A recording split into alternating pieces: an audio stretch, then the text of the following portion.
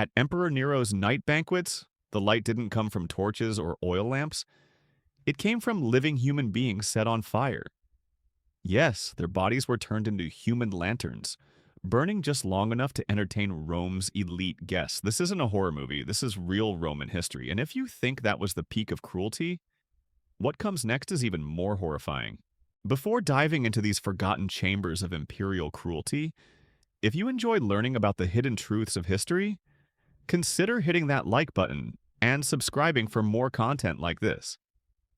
And please comment below to let me know where you're listening from. I find it incredible that we're exploring these ancient stories together from different parts of the world, connected across time and space by our shared curiosity about the past. The Roman Empire gave us roads that still carry traffic today, architectural principles that define modern construction, and legal concepts that form the foundation of Western law. But it also gave us something far darker, a systematic approach to human suffering that turned torture from crude brutality into refined science. Roman emperors didn't simply order executions. They choreographed symphonies of agony, each note carefully calculated to extract maximum psychological impact from both victim and audience. Emperor Caligula, whose name has become synonymous with madness and cruelty, didn't earn his reputation through random violence. He earned it through methodical innovation in the field of human suffering. When traditional execution methods bored him, he commissioned his engineers to design new ways of prolonging death, new methods of ensuring that a person's final moments would stretch into hours or even days of carefully calibrated torment. Consider the iron bull of Phalaris, a device that predated Caligula but reached its most refined form under his reign. This wasn't simply a metal statue shaped like a bull, it was an acoustic torture chamber, designed so that the victim's screams would be transformed by carefully positioned pipes and chambers into sounds resembling the bellowing of an actual bull. The engineering was remarkable, the artistry was breathtaking, the humanity was non-existent, but Caligula's engineers didn't stop there. They modified the original design, adding temperature controls that could regulate the heat applied to the bronze exterior, ensuring that death came slowly enough to provide entertainment, but quickly enough to prevent the victim from losing consciousness too early. They installed viewing ports at eye level, allowing the emperor and his guests to observe the victim's expressions as the metal slowly heated around them. The psychological impact was as carefully orchestrated as the physical torture. Victims were typically brought to see the device days before their scheduled execution, allowing fear to accomplish what immediate pain could not. They would be fed well, kept in relative comfort, their minds free to contemplate exactly what awaited them. Sleep became impossible. Food lost all taste. Every sound in their cell might signal the arrival of guards coming to drag them to their bronze tomb. Emperor Nero, not to be outdone by his predecessor's innovations, developed his own signature methods that combined Roman engineering with theatrical flair. Nero understood that torture wasn't just about punishing enemies of the state. It was about creating spectacle, demonstrating power, and reminding the population exactly what happened to those who challenged imperial authority. The Garden of Tortures at Nero's Domus Aurea wasn't a single device, but an entire landscape designed around human suffering. Prisoners were arranged throughout the gardens like living sculptures, each secured to apparatus that would slowly, methodically end their lives over the course of several days. Some were crucified on crosses that rotated slowly, ensuring that no single muscle group could adapt to the position. Others were suspended in bronze cages that gradually contracted, applying pressure so slowly that victims remained conscious throughout the entire process. But Nero's masterpiece was the living torch system. Victims were wrapped in cloth soaked in pitch and oil, then ignited to serve as illumination for evening garden parties. The innovation lay not in the concept, which had been used before, but in the engineering that kept victims alive and conscious for as long as possible. Special restraints prevented them from rolling on the ground to extinguish the flames. Carefully calculated fuel mixtures ensured that the fire burned hot enough to provide light but not so hot as to cause immediate death. The guests at these parties weren't horrified observers. They were enthusiastic participants in what Nero presented as artistic expression. Philosophers debated the aesthetic merits of different screaming patterns, while musicians composed pieces designed to complement the sounds of suffering. This wasn't barbarism disguised as civilization. This was civilization perverted into something far worse than mere barbarism. Emperor Domitian brought a scholar's approach to torture, treating human suffering like a research project requiring careful documentation and continuous improvement. His palace workshops weren't just manufacturing weapons and ceremonial objects. They were developing increasingly sophisticated methods of extracting information, punishing dissent, and demonstrating imperial power through the systematic destruction of human dignity. The Scavenger's Daughter, though attributed to later periods, reached its most refined form under Domitian's patronage. This device compressed the human body into increasingly small spaces, but the true innovation lay in its psychological components. Victims could see exactly how much space remained, could calculate precisely how much more compression was possible before their bones would begin to break. The anticipation became as much a part of the torture as the physical pressure itself. Domitian's engineers also perfected the art of temperature torture, developing chambers that could shift from freezing to scalding within minutes. Victims never knew whether the next moment would bring relief or intensified suffering. This unpredictability prevented psychological adaptation, ensuring that each new sensation carried maximum impact. The water drop torture, simple in concept but devastating in execution, exemplified Domitian's approach to refined cruelty. A single drop of water falling at perfectly timed intervals onto a victim's forehead seemed almost merciful compared to the elaborate devices used by other emperors. But the psychological impact was profound. The victim's entire world contracted to focus on that next drop, creating anticipation so intense that consciousness became a prison more effective than any physical restraint. What made Roman imperial torture particularly horrifying wasn't just its physical cruelty, but its integration into the broader cultural and political systems of the empire. These weren't secret dungeons hidden from public view. They were public spectacles, advertised in advance, attended by citizens who viewed suffering as entertainment and education combined. The engineering principles that built Roman roads and aqueducts were applied with equal precision to devices designed to prolong human agony. The same mathematical calculations used to construct bridges were employed to determine exactly how much weight a human joint could bear before dislocation, how long consciousness could be maintained during various forms of suffocation, how many degrees of temperature change could be applied before shock set in. Roman physicians trained in anatomy and physiology consulted on torture device design to ensure maximum effectiveness. They understood exactly which nerves carried pain signals most efficiently, which organs could sustain damage without causing immediate death, which psychological pressures would break mental resistance most completely. This wasn't sadism. This was applied science in service of political power. The victims of these devices came from every level of Roman society. Slaves who attempted escape, citizens who criticized imperial policies, foreign prisoners taken in military campaigns, even members of the imperial family who fell from favor. The devices made no distinction based on birth or status. Pain was the great equalizer in chambers where political necessity trumped every other consideration. But perhaps most disturbing was how these torture methods became routine, even boring to those who administered them. Guards developed professional expertise in operating various devices, taking pride in their technical skills while remaining emotionally detached from the human cost. Engineers competed to design more efficient mechanisms, treating human suffering like an engineering problem requiring elegant solutions. The bureaucracy of torture was as elaborate as any other imperial institution. Records were kept of which methods produced information most quickly, which devices required the least maintenance, which techniques generated the most dramatic public impact. Efficiency reports evaluated torturer performance, using metrics that reduced human agony to statistical data points. Emperor Hadrian, despite his reputation as a cultured ruler and architectural visionary, maintained and expanded the torture apparatus he inherited from previous reigns. His contributions focused on portability and standardization, developing devices that could be easily transported to trouble spots throughout the empire and operated by minimally trained personnel. The Judas cradle, perfected under Hadrian's reign, exemplified this approach to standardized suffering. The device required no complex mechanisms, no specially trained operators, no elaborate setup procedures.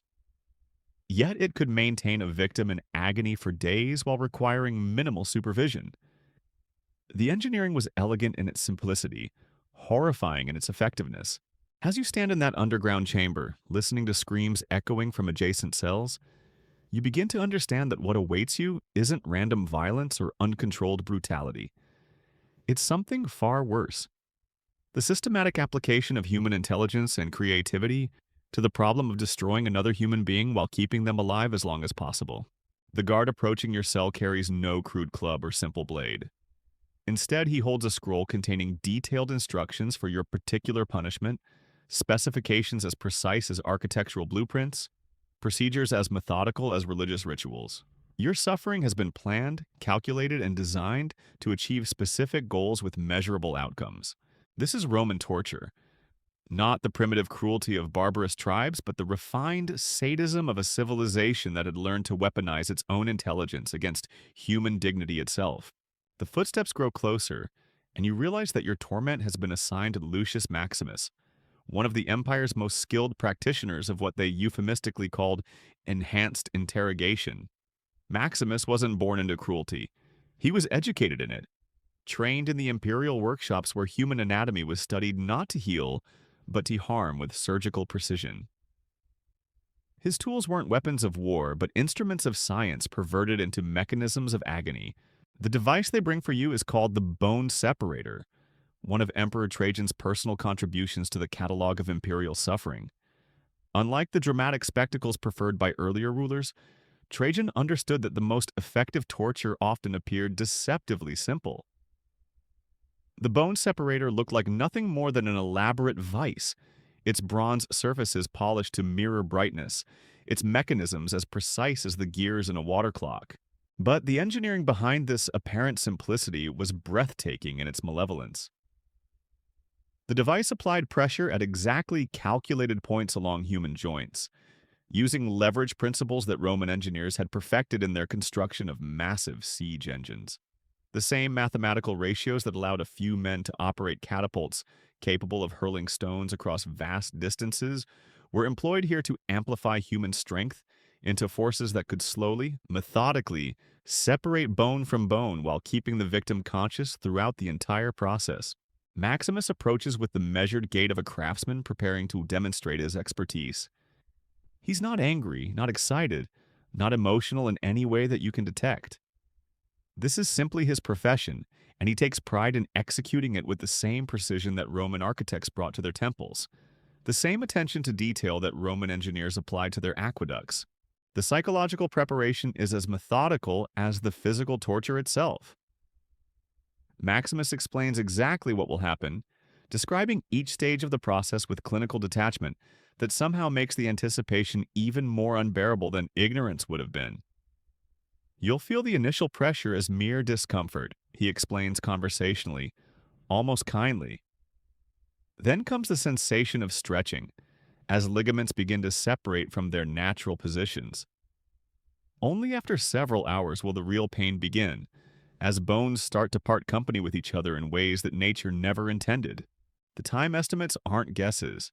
They're based on careful documentation of previous sessions, detailed records kept by imperial bureaucrats who treated human suffering like any other administrative function requiring proper documentation and continuous improvement. Charts hanging on the chamber walls track average response times for different demographic groups, optimal pressure applications for various body types, most effective psychological techniques for different personality classifications. Emperor Antoninus Pius, despite his reputation for relative mercy, contributed his own innovations to this catalog of calculated cruelty. His workshops developed the sensory deprivation amplifier, a device that combined physical restraint with carefully controlled environmental manipulation. Victims were secured in chambers where temperature, humidity, light levels, and sound could be adjusted with mechanical precision to create maximum psychological distress. The genius of Antoninus Pius's approach lay in its understanding that the human mind, deprived of normal sensory input, would begin to manufacture its own torment. Complete silence alternated with overwhelming noise. Total darkness gave way to blinding illumination. Comfortable temperatures shifted without warning to extremes that stopped just short of causing immediate physical damage. The victim's own imagination became the primary instrument of torture. Guards reported prisoners begging for conventional physical pain after just hours of sensory manipulation, preferring the clarity of bodily suffering to the psychological chaos of never knowing what sensation might assault them next. The mind, desperate for predictability, would begin to anticipate horrors that might never come, creating fear more intense than any external threat could produce. But perhaps most insidious was the device's ability to make victims complicit in their own torture. The chamber included a lever that prisoners could pull to end the sensory chaos, but pulling it would immediately trigger the next phase of their punishment. Victims faced an impossible choice: endure psychological torment that might continue indefinitely, or voluntarily advance to physical torture that would definitely be worse. The documentation from these sessions reveals the systematic nature of Roman torture research. Guards recorded how long different prisoners could resist pulling the lever, what factors influenced their decision-making, which personality types proved most susceptible to various forms of psychological pressure. This wasn't cruelty for its own sake. This was applied psychology in service of imperial control. Emperor Marcus Aurelius, the philosopher emperor whose meditations on virtue and wisdom are still studied today, maintained and even expanded the torture apparatus he inherited from his predecessors. The contradiction wasn't lost on contemporary observers, but it illustrates how completely the imperial system had integrated systematic cruelty into its basic operations. Marcus Aurelius's contribution to torture technology focused on duration and documentation. His workshops developed the marathon rack, a device designed to maintain victims in states of controlled suffering for weeks rather than hours or days. The engineering required to keep someone alive and conscious while subjecting them to continuous pain for such extended periods represented a pinnacle of perverted ingenuity. The device incorporated feeding mechanisms that could deliver nutrition directly into the victim's bloodstream, bypassing the normal digestive process that might be interrupted by pain-induced nausea or unconsciousness. Waste removal systems maintained basic hygiene without allowing any relief from restraints. Temperature control prevented shock while ensuring that every nerve remained hypersensitive to applied stimuli. Medical consultation reached new levels of sophistication under Marcus Aurelius's reign.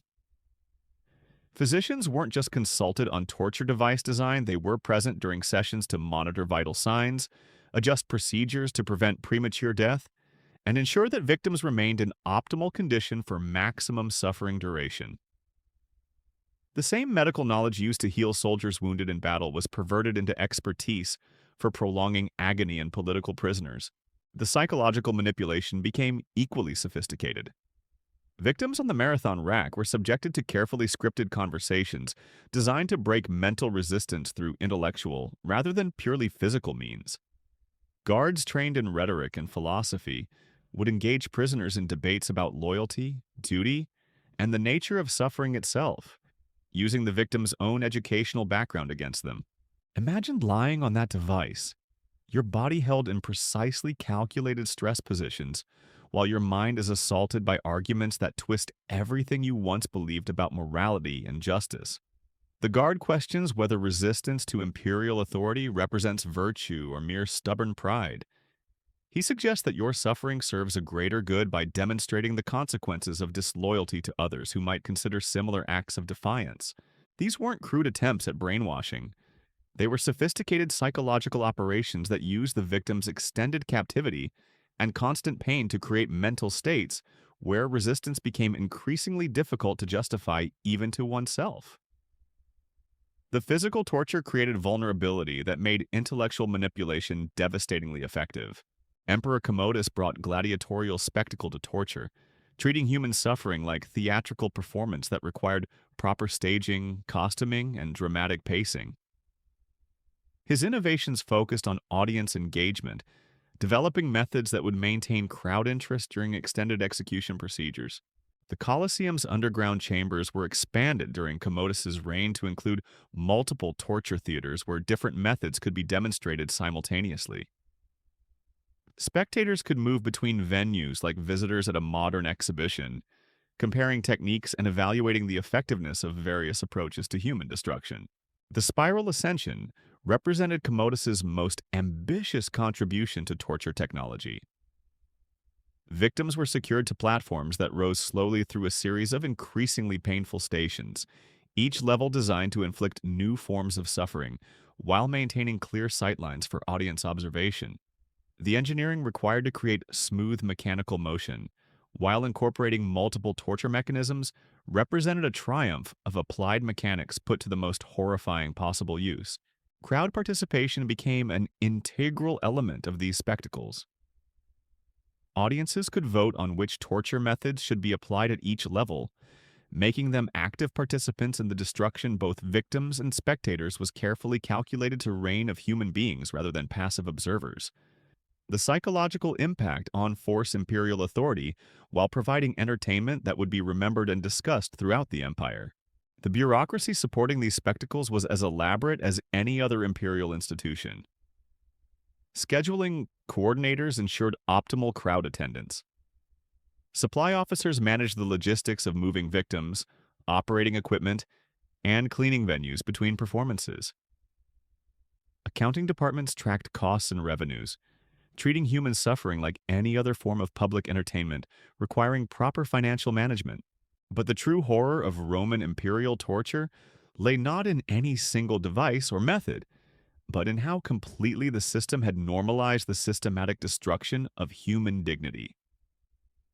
Citizens attended torture spectacles like modern audiences attend sporting events. Children grew up viewing human suffering as routine entertainment. Scholars debated the philosophical implications of various torture methods while ignoring their moral dimensions entirely. The guards dragging you toward the bone separator aren't monsters in the conventional sense. They're civil servants performing duties that their society has defined as necessary and proper. The engineer who designed your particular torture device probably went home each evening to play with his children and discuss philosophy with his friends. The physician monitoring your vital signs during the procedure takes genuine professional pride in his technical expertise. This normalization of systematic cruelty represents perhaps the most disturbing aspect of Roman imperial torture. It demonstrates how easily civilized societies can integrate the most extreme forms of human rights violations into their basic operations, how readily intelligent people can apply their skills to destroying rather than helping their fellow human beings.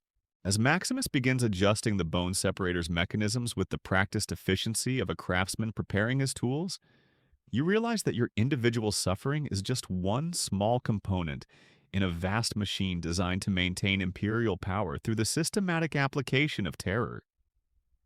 Your screams will join thousands of others echoing through history, testament to what happens when absolute power combines with human ingenuity to create systems devoted entirely to the destruction of human dignity. The bronze mechanisms begin their work with mechanical precision, and you understand that you're not just experiencing torture. You're participating in a tradition of systematic cruelty that will influence human suffering for centuries to come. As future tyrants study Roman methods and adapt them to their own purposes, your agony becomes part of a legacy that will outlive the empire itself. The morning sun filters through narrow windows carved high in the chamber walls, casting long shadows across instruments that gleam with the same attention to detail Romans applied to their finest jewelry. But these aren't ornaments meant to beautify.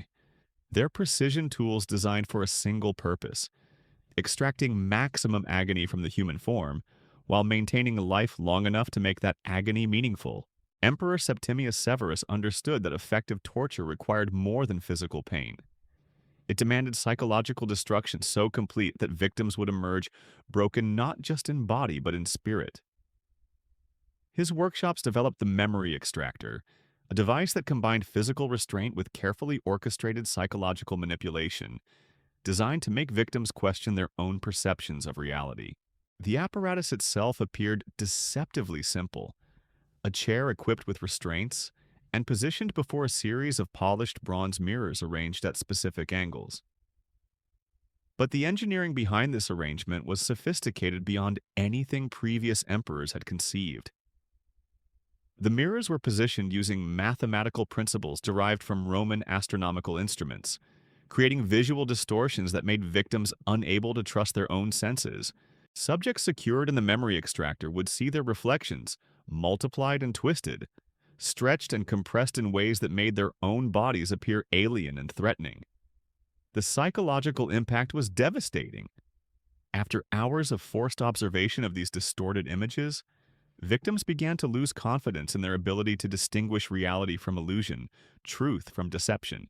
But Severus's true innovation lay in combining this visual disorientation with carefully timed physical sensations. Needles would pierce the victim's skin at the exact moment their reflection appeared most distorted, creating associations between physical pain and perceptual uncertainty. The mind, desperate to make sense of contradictory inputs, would begin to manufacture false memories and imaginary threats. Guards trained in this technique reported that victims would confess to crimes they had never committed, not from desire to end their suffering, but because they genuinely came to believe they had performed actions that existed only in their tortured imagination. The device didn't just extract information, it rewrote the victim's entire understanding of their own past. The documentation from these sessions reveals the systematic nature of this psychological warfare. Physicians recorded changes in pupil dilation, pulse rates, and breathing patterns to determine optimal timing for various interventions.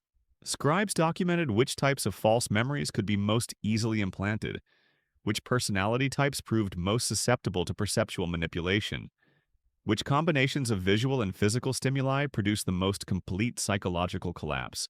Emperor Caligula brought military efficiency to torture operations, treating human suffering like a logistical challenge requiring proper organization and standardized procedures. His innovations focused on scalability, developing methods that could process large numbers of prisoners with minimal resource expenditure while maintaining consistent results. The assembly line of agony represented Caligula's most significant contribution to imperial torture technology. Multiple devices were arranged in sequence, allowing victims to be moved systematically from one station to the next while maximizing the use of available personnel and equipment. The engineering required to create smooth transitions between different torture methods while maintaining proper crowd sightlines represented a masterpiece of mechanical coordination. The first station employed the tendon tightener, a device that gradually increased tension on specific muscle groups, while the victim watched others ahead of them in the processing sequence. The psychological impact of witnessing their own future suffering while experiencing current pain created levels of anticipatory terror that often proved more effective than the physical torture itself. Station 2 featured the nerve mapper, an apparatus that applied precisely controlled electrical stimulation to different areas of the victim's body. Roman engineers had discovered that certain fish could produce powerful electrical discharges, and they developed methods for capturing and channeling this energy into torture applications. The device could target specific nerve clusters with surgical precision, creating pain that seemed to originate from inside the victim's own body rather than from external sources. The third station utilized the bone resonator, a mechanism that applied carefully calibrated vibrations to the victim's skeleton. The frequency and amplitude of these vibrations were calculated to create maximum discomfort without causing immediate structural damage. Victims reported sensations of their bones humming or singing inside their bodies, a form of internal torment that seemed to violate the basic integrity of their physical being. But perhaps most insidious was the final station, the identity eraser. This device didn't inflict physical pain at all. Instead, it employed a combination of chemical substances derived from various Mediterranean plants to induce temporary memory loss while preserving consciousness. Victims would emerge from the assembly line unable to remember their own names, their families, or the beliefs that had originally brought them to imperial attention. The efficiency of this system was remarkable. A single team of operators could process dozens of prisoners per day, while maintaining detailed documentation of results and continuously refining procedures based on observed outcomes. The same organizational principles that allowed Roman legions to conquer vast territories were applied here to the systematic destruction of human resistance. Emperor Elagabalus brought religious mysticism to torture practices, treating human suffering as a form of sacred ritual that could unlock divine secrets. His innovations focused on ceremonial aspects, developing methods that incorporated elements from various mystery cults and Eastern religions that had infiltrated Roman society. The altar of ascending screams represented Elagabalus's attempt to combine torture with religious worship. Victims were positioned on a specially designed platform that amplified and modulated their vocalizations, creating sounds that were believed to carry messages to the gods. The engineering incorporated acoustic principles derived from Roman theater design, ensuring that every nuance of human agony could be heard clearly throughout the ceremonial space. The device included mechanisms for controlling the pitch and volume of victim responses, allowing operators to create elaborate symphonies of suffering that followed specific musical patterns believed to have spiritual significance. Victims became unwilling instruments in compositions that treated their pain as raw material for artistic expression, dedicated to otherworldly powers. But Elagabalus's most disturbing innovation was the integration of audience participation into the torture process itself. Spectators weren't merely observers, they became active participants in religious ceremonies, where human suffering served as the central sacrament. The psychological impact on both victims and witnesses was profound, creating shared complicity in activities that transcended mere political punishment to become expressions of collective spiritual corruption. The Temple of Perpetual Torment housed multiple devices arranged according to astrological principles, with different torture methods corresponding to various planetary influences and seasonal cycles. Victims were assigned to specific apparatus based on their birth dates, creating a systematic approach to suffering that claimed divine sanction for its operations. Emperor Alexander Severus attempted to rationalize and bureaucratize torture practices, treating human suffering like any other administrative function requiring proper documentation, quality control, and performance metrics. His innovations focused on standardization and efficiency measurement, developing systems that could evaluate torturer performance and optimize resource allocation across the empire. The Calibrated Suffering Index represented Alexander Severus's most ambitious attempt to quantify human pain. Victims were subjected to precisely measured stimuli, while trained observers recorded their responses according to standardized criteria. The resulting data was compiled into comprehensive databases that could be used to predict optimal torture methods for specific demographic groups and individual personality types. This systematic approach to pain measurement required unprecedented coordination between various imperial departments. Physicians provided medical expertise to ensure accurate assessment of physical responses. Philosophers consulted on the nature of suffering and consciousness. Mathematicians developed statistical models for analyzing torture effectiveness across different population segments. The bureaucracy supporting these operations was as elaborate as any other imperial institution. Regional torture coordinators ensured consistent application of standardized methods throughout the provinces. Supply officers managed the logistics of manufacturing, distributing, and maintaining torture equipment across vast distances. Accounting departments tracked costs and calculated return on investment for various approaches to prisoner management. Quality control inspectors made regular visits to provincial torture facilities to ensure compliance with imperial standards and identify opportunities for improvement. Training programs were established to educate new personnel in proper torture techniques and maintain skill levels among experienced practitioners. Professional certifications were awarded to operators who demonstrated proficiency in specific methods or showed aptitude for developing new approaches to human suffering. The normalization of these administrative systems represents perhaps the most chilling aspect of imperial torture practices. By treating human suffering like any other governmental function requiring proper management and continuous improvement, the Roman system removed moral considerations from activities that should have provoked horror and revulsion in civilized people.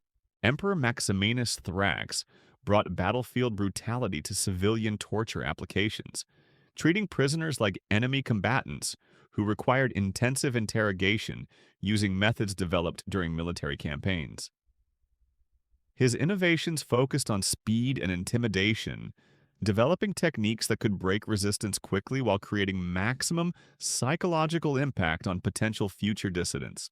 The siege engine of suffering adapted military technology for torture applications, using mechanical principles derived from catapults and ballistae to apply precisely controlled forces to human bodies.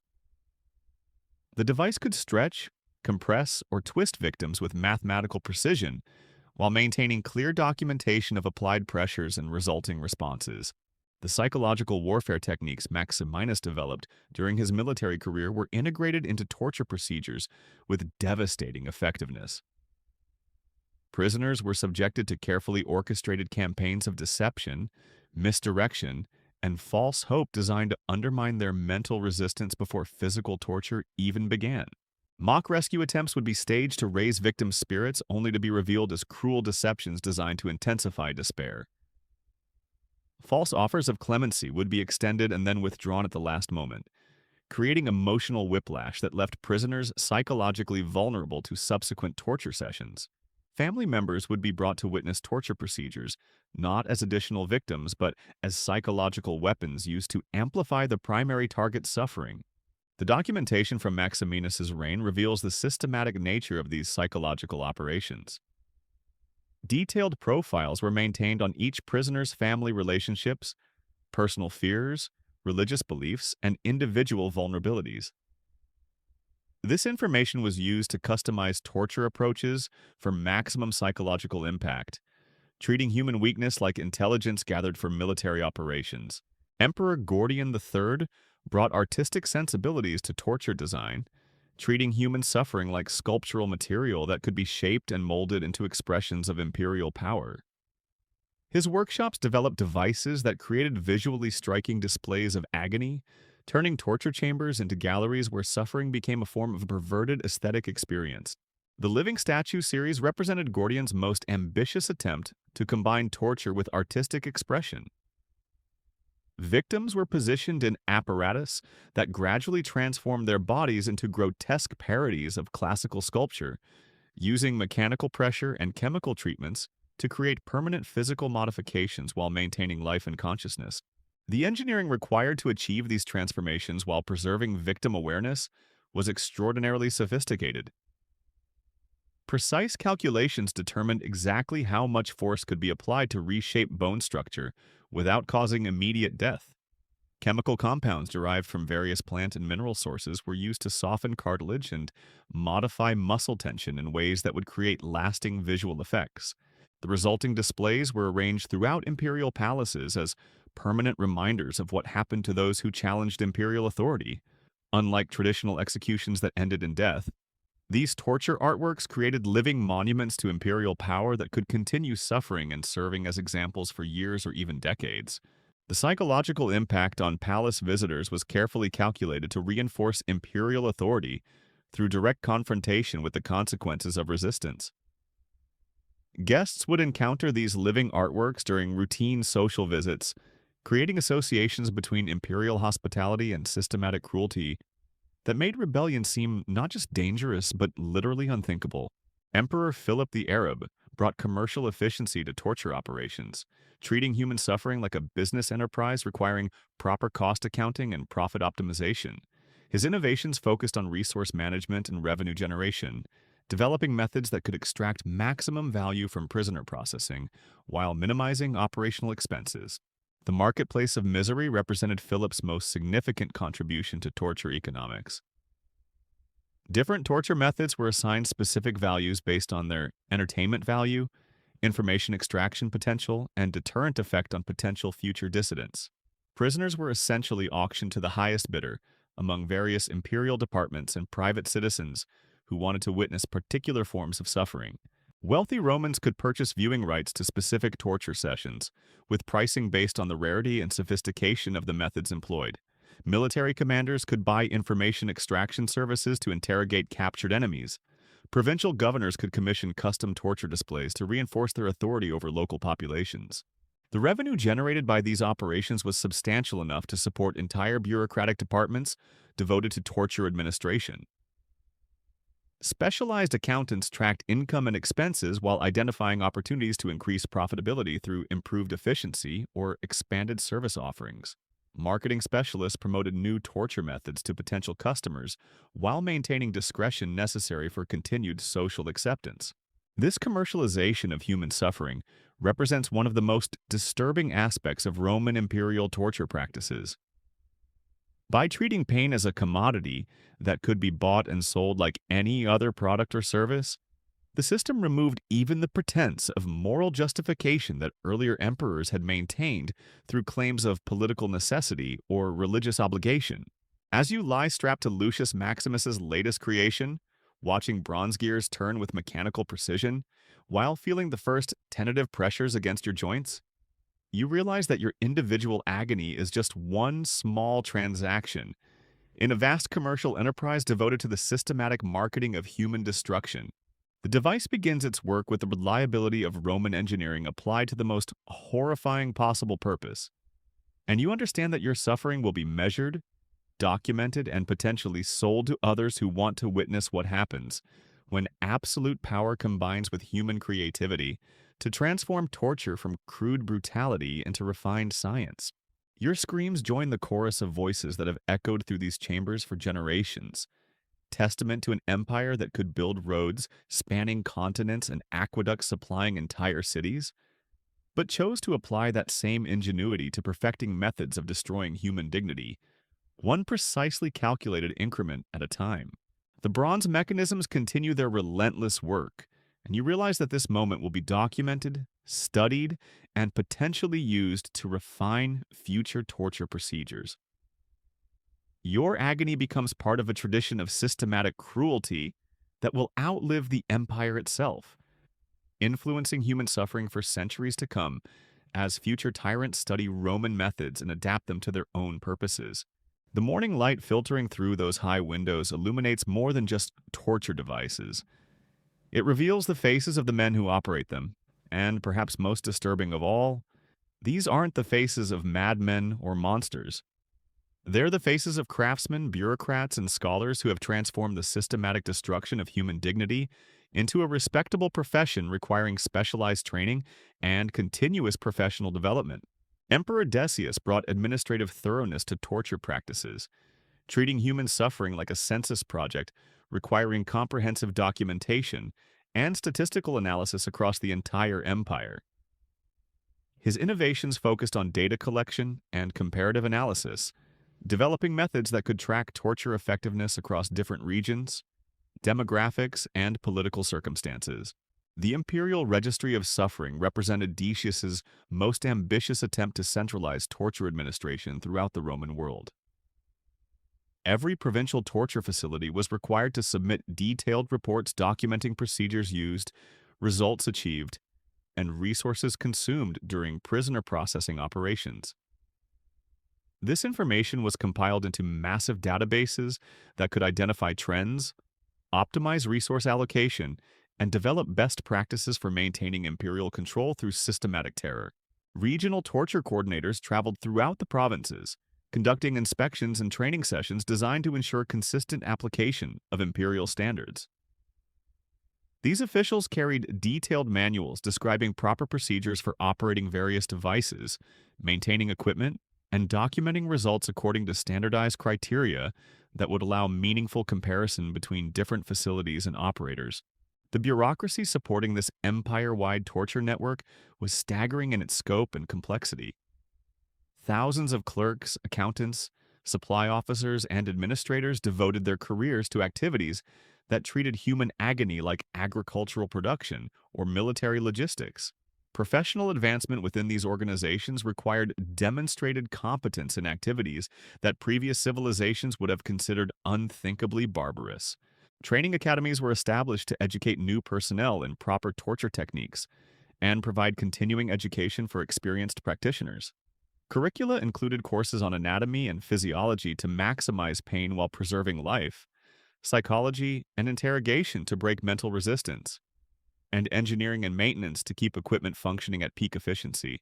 Professional certifications were awarded to operators who demonstrated proficiency in specific torture methods.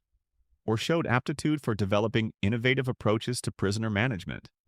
Career advancement required continuous learning and skill development in fields that pushed the boundaries of human cruelty, while maintaining the facade of legitimate governmental administration.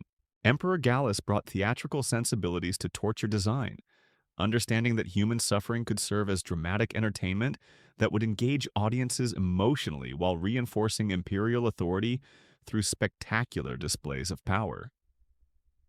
His innovations focused on narrative structure and audience engagement, developing torture methods that followed dramatic principles derived from Roman theater and gladiatorial spectacles. The Tragedy of Transformation series represented Gallus's most sophisticated attempt to combine torture with dramatic performance. Victims were cast in elaborate scenarios that followed classical dramatic structures, with their suffering serving as the central plot element around which entire theatrical productions were constructed. These weren't simple executions disguised as entertainment. They were complex dramatic works that could unfold over days or weeks, with torture serving as both the method of character development and the primary source of audience engagement. Victims were assigned roles that required them to maintain specific personas while enduring systematically escalating suffering, designed to create dramatic tension and emotional catharsis for spectators. The engineering required to create these extended dramatic performances while maintaining victim consciousness and audience interest was extraordinarily sophisticated. Multiple torture devices were integrated into elaborate stage sets that could be reconfigured between acts to create new visual environments and torture possibilities. Mechanical systems allowed seamless transitions between different forms of suffering while maintaining the narrative flow necessary for sustained audience engagement. Professional dramatists worked alongside torture technicians to develop scripts that would maximize both entertainment value and political impact. These collaborations produced hybrid art forms that treated human suffering like raw material for creative expression while serving the practical purpose of demonstrating imperial power to potential dissidents throughout the empire. The psychological impact on audiences was carefully calculated to create lasting impressions that would influence behavior long after the performances ended. Spectators would leave these events having witnessed not just individual suffering, but elaborate demonstrations of what happened to those who challenged imperial authority, creating deterrent effects that extended far beyond the immediate victims. Emperor Valerian brought military precision to civilian torture applications, treating prisoners like strategic resources that required careful management and optimal utilization. His innovations focused on intelligence gathering and resistance breaking, developing systematic approaches that could extract maximum information while creating minimum operational complications. The strategic interrogation matrix represented Valerian's most significant contribution to torture methodology. This wasn't a single device, but a comprehensive system that integrated multiple torture techniques with sophisticated psychological manipulation designed to break resistance systematically while extracting reliable intelligence about potential threats to imperial security. The process began with comprehensive psychological profiling that identified individual vulnerabilities and optimal approaches for each prisoner. Medical examinations determined physical limitations and pain tolerance levels. Background investigations revealed family relationships, religious beliefs, and personal fears that could be exploited during interrogation procedures. This information was used to develop customized torture protocols that combined physical suffering with psychological manipulation, tailored to each individual's specific weaknesses. The approach was so systematic that different operators could achieve consistent results by following standardized procedures rather than relying on individual creativity or inspiration. The documentation from these operations reveals the industrial scale of systematic cruelty that had evolved under successive imperial administrations. Detailed case studies tracked the effectiveness of various approaches across different demographic groups and political circumstances. Statistical analyses identified optimal combinations of physical and psychological techniques for achieving specific intelligence objectives.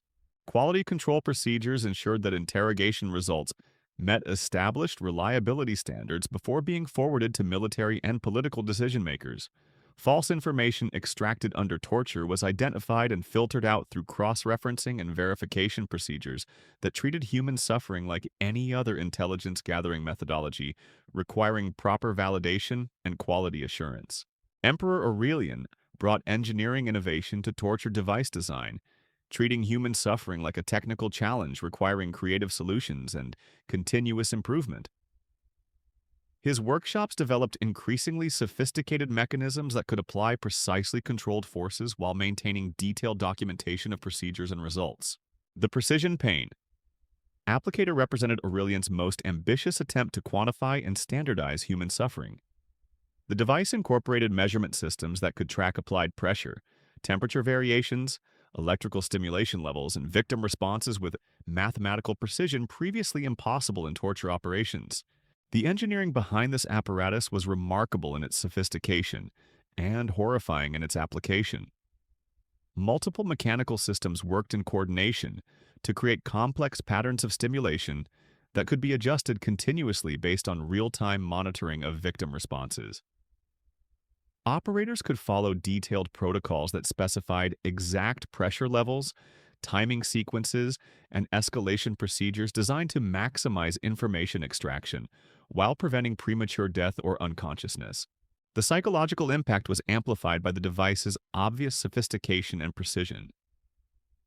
Victims could see exactly how carefully their suffering had been calculated and controlled, understanding that every sensation they experienced had been deliberately engineered rather than resulting from random brutality or uncontrolled violence.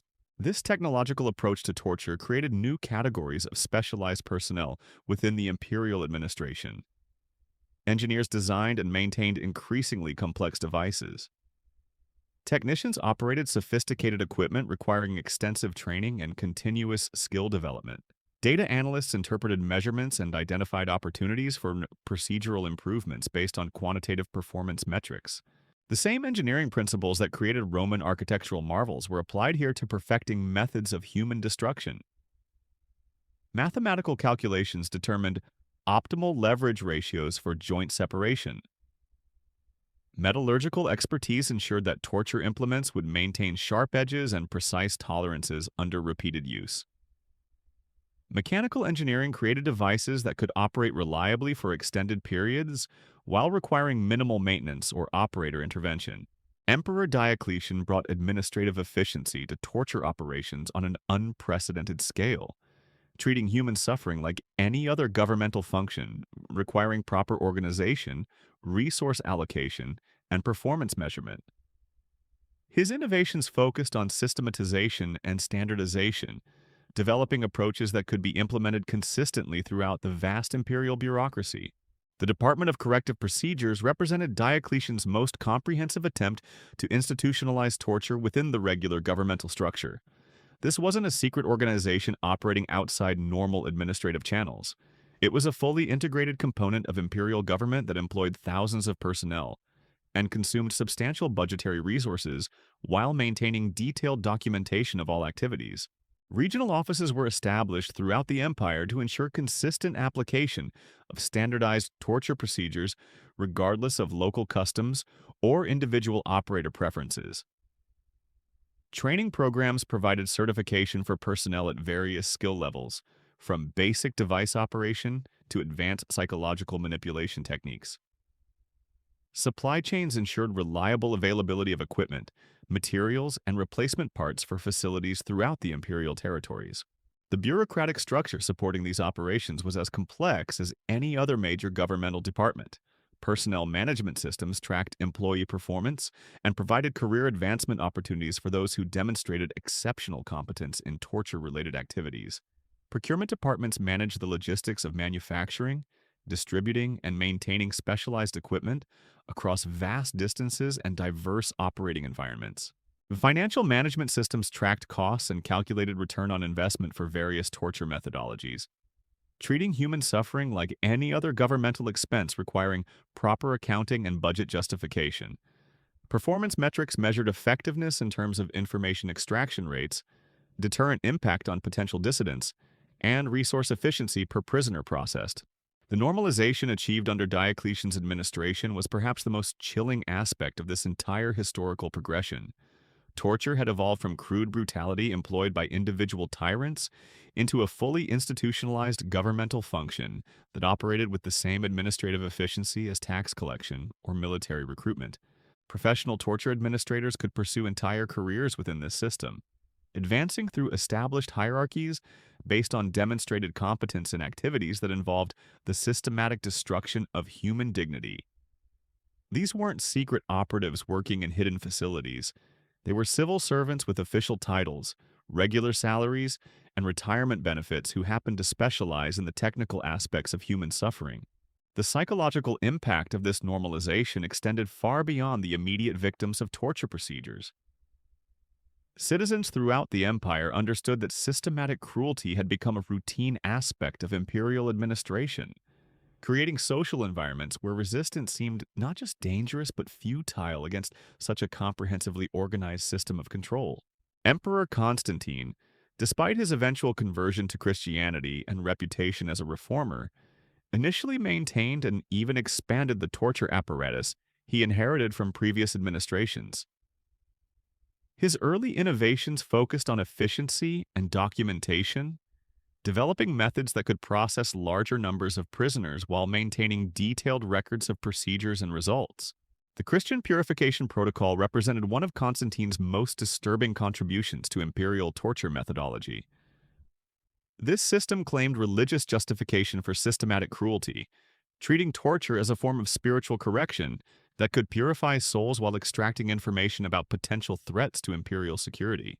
The psychological manipulation involved in this approach was particularly insidious because it offered victims false hope of spiritual redemption through physical suffering. Prisoners were encouraged to view their torture as divine punishment that could lead to salvation if endured with proper humility and repentance. This created internal conflicts that made resistance more difficult while providing ideological cover for continued systematic cruelty. The engineering behind these devices incorporated religious symbolism and ceremonial elements that transformed torture chambers into perverted chapels where suffering became a form of worship. Victims were positioned in arrangements that mimicked crucifixion while being subjected to systematic torture that could continue for days or weeks under the guise of spiritual purification. The bureaucracy supporting these operations included clergy who provided theological justification for torture procedures while maintaining detailed documentation of spiritual progress, allegedly achieved through systematic suffering. Medical personnel monitored physical condition to ensure that victims remained conscious and capable of experiencing both pain and supposed spiritual enlightenment throughout extended torture sessions. As you lie there experiencing the methodical precision of Roman torture technology, you begin to understand that your individual suffering represents just one small component in a vast historical progression that transformed human cruelty from primitive brutality into sophisticated science. The device working on your body incorporates centuries of accumulated knowledge about human anatomy, psychology, and engineering, all devoted to perfecting methods of destroying human dignity while maintaining life long enough to extract maximum value from the destruction process. The guards monitoring your condition aren't sadistic monsters driven by personal hatred or uncontrolled violence. They're trained professionals executing procedures that their society has defined as necessary and proper governmental functions. The physicians consulting on your treatment aren't healing arts practitioners who have betrayed their medical ethics. They're technical specialists applying legitimate medical knowledge to achieve objectives that their civilization considers important enough to justify systematic human suffering. The engineers who designed your torture device weren't perverted individuals seeking to cause random pain and destruction. They were skilled craftsmen applying mathematical principles and mechanical expertise to solve technical problems posed by imperial administrators who needed reliable methods for extracting information and maintaining political control through systematic terror. This systematic approach to human suffering represents one of history's most disturbing examples of how civilized societies can integrate the most extreme forms of cruelty into their basic operations while maintaining the appearance of legitimate governmental administration. The Roman Empire's contribution to torture methodology wasn't just individual devices or techniques, but comprehensive systems that treated human suffering like any other administrative challenge requiring proper organization, resource allocation, and continuous improvement. The bronze mechanisms continue their relentless work with mechanical precision that reflects centuries of accumulated expertise in the systematic destruction of human dignity. Every sensation you experience has been carefully calculated and controlled by people who applied the same intellectual rigor to perfecting torture that they brought to building roads, designing aqueducts, and creating architectural marvels that still inspire admiration today. Your screams join a chorus that has echoed through history, testament to what happens when human intelligence and creativity are devoted to destroying rather than helping fellow human beings. The legacy of Roman imperial torture extends far beyond the empire itself, influencing approaches to systematic cruelty that continue to shape human suffering in ways that most people prefer not to contemplate or acknowledge. The morning sun climbs higher in the sky outside those narrow windows, illuminating a chamber where the pinnacle of human civilization has been perverted into the systematic perfection of human destruction, where engineering marvels serve only to prolong agony, and where the accumulated wisdom of centuries has been devoted to breaking the human spirit with mathematical precision. The echoes of your screams fade into silence, but the true horror of what we've witnessed extends far beyond these ancient chambers. The Roman Empire fell over 1,500 years ago, yet the systematic approaches to human suffering they perfected continue to influence how power operates in shadows around the world today. Modern torturers still study Roman techniques. Contemporary authoritarian regimes still employ the same psychological principles that Marcus Aurelius's administrators documented so meticulously. The bureaucratization of cruelty that Diocletian achieved remains the template for how civilized societies integrate systematic violence into their governmental operations while maintaining plausible deniability. What makes these Roman innovations so particularly chilling isn't just their mechanical sophistication or psychological cunning. It's how completely they demonstrate that the capacity for systematic evil doesn't require monsters or madmen. It requires only ordinary people willing to apply their professional skills to extraordinary cruelty, administrators who can treat human suffering like any other bureaucratic challenge, and societies that can normalize the most extreme violations of human dignity by classifying them as necessary governmental functions. The bronze devices may have rusted away, but their intellectual descendants continue operating in facilities whose locations remain classified, whose procedures are documented in files that will never see public scrutiny. The Roman legacy of systematic torture lives on wherever power meets secrecy, and human dignity becomes expendable in service of political necessity. Those marble corridors of the Colosseum still stand today, visited by millions who admire Roman architectural achievements, while remaining largely unaware of the sophisticated cruelty that once operated beneath their feet. Perhaps that willful blindness represents the most enduring aspect of the Roman torture legacy. Our collective ability to celebrate civilizational achievements while ignoring the systematic suffering that made them possible.